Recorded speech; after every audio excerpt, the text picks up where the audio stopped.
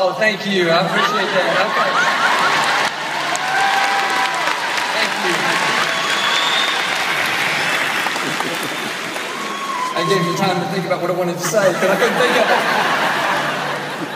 I still can't think of it. No, here's what it is.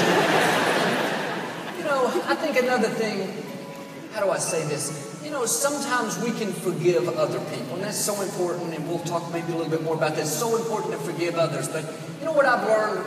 One of the most difficult things people have is forgiving themselves for the mistakes they've made. And you know, people, well, Joel, I blew my marriage, or Joel, God told me last week, Joel, I spent 20 years of my life on drugs. Well, you know what? You can't do anything about the past except learn from it.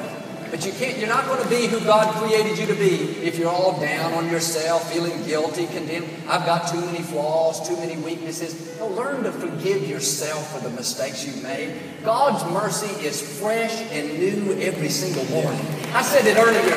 You would not be alive unless God had another victory in front of you. Come on. God wouldn't have left you down here to just take up space. You have something to do. So, you know, the enemy is called the accuser of the brethren.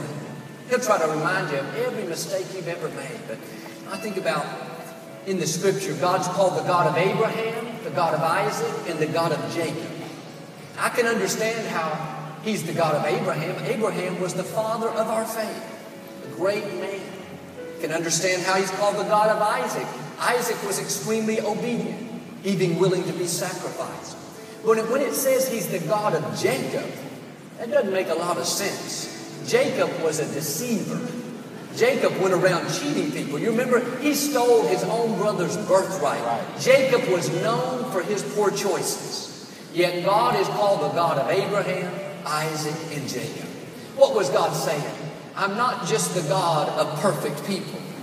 I'm not just the God of people that have never made a mistake. I'm the God of people that have blown it. The God of people that have failed. The God of people that have had a rough past. It's interesting, later in Jacob's life, he got things turned around. He got on the right path. God even changed his name from Jacob, which means deceiver, to Israel, which means prince with God.